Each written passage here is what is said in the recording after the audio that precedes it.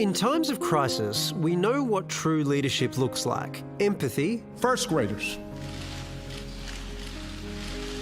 Every time I think about those kids, it gets me mad. Calls for unity. Ko tātou tātou. Assalamu alaikum.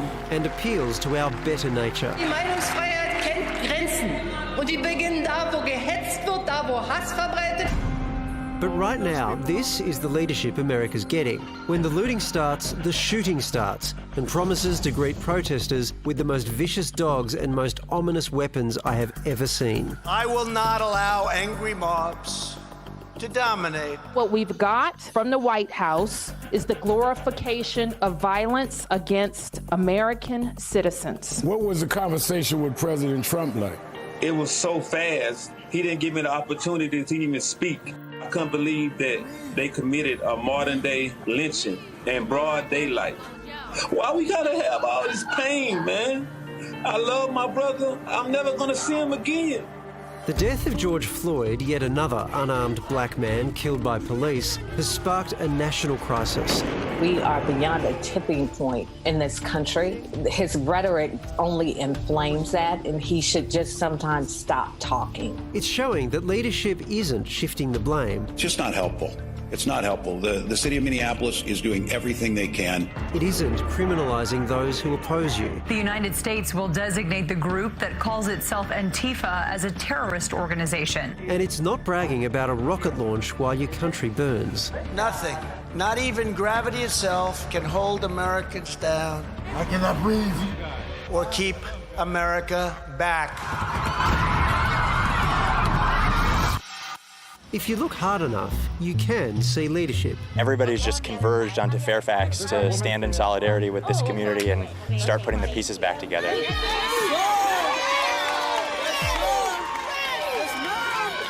I've been in this city over 30 years, and this is one of the strongest cities around, and we will be back.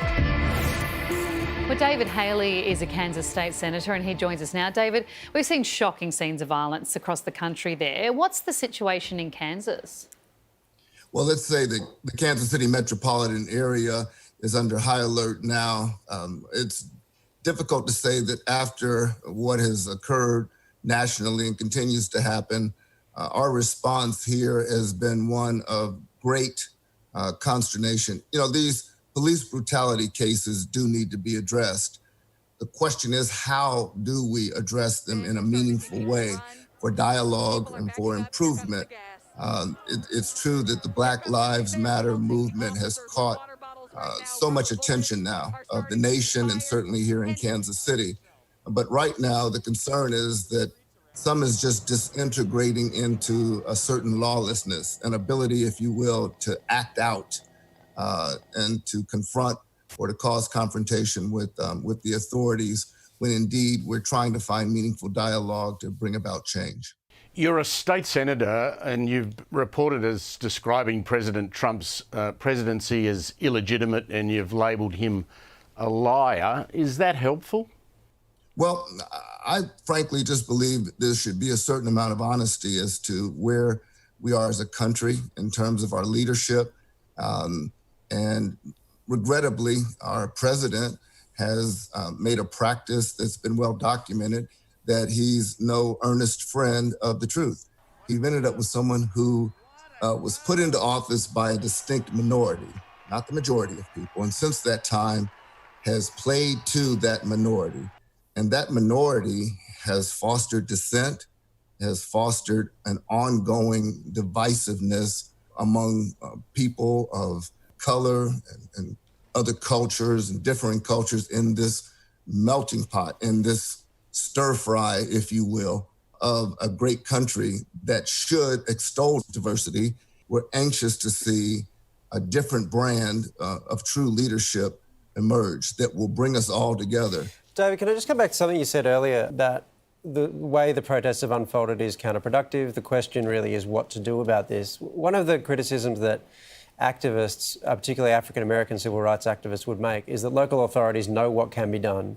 They just refuse to do it. There are laws that could be passed right now that would limit the kinds of techniques that police can use on people on the streets, for example. There are a whole lot of things you could do to regulate police behaviour that are just not being done. Do you accept that criticism, and is that a failure of leadership at your level, at the state level? Oh, absolutely. Well, I think that's a very good question. And certainly there are best practices that can and should be employed in many different jurisdictions. The fine art of policing is something that's been distilled, and it doesn't exist in the bubble of just one city or even one state or one country or one province or district. There should be tried and true techniques where there's training involved, or where there's a general zero tolerance for certain activities. They've looked at, for example, chokeholds should be outlawed. Also, when to discharge deadly force. Why not employ some other less than deadly force than discharging a firearm, like a taser instead, or what have you. So these practices should be employed, but it begins with what's on their heart, what's in the training. That's not a predatory role that someone who dons a badge takes on, but one of service in need of securing a community from harm and mayhem. And that begins in the heart. And there's no way to second guess, regrettably, the mind of those who go into law enforcement until, regrettably, some of these problems have emerged. But David, if that's true, the point that these activists are making is that by focusing on the fact there's looting or whatever kind of violence you're seeing from within these protests, you're actually sidestepping the main issue, which is to say that there are things that governments, state governments, could be doing right now that would help quell these protests and maybe prevent these sorts of things happening in future that are just simply not being done, and that's really where the focus should be. Indeed. And when we get to that part of the dialogue, right now, this is with so many activities where we see clearly law enforcement. And of course, we've heard now of this instant case with the knee on the throat. But metaphorically speaking, the knee is on the throat of so many people, not only socially, but economically. It becomes a class war, a class distinction in this great country. And right now, this powder keg that's festering for many, many years, that is race-driven so often because it's easier to detect and to see where this occurs. This most instant case is not the only case.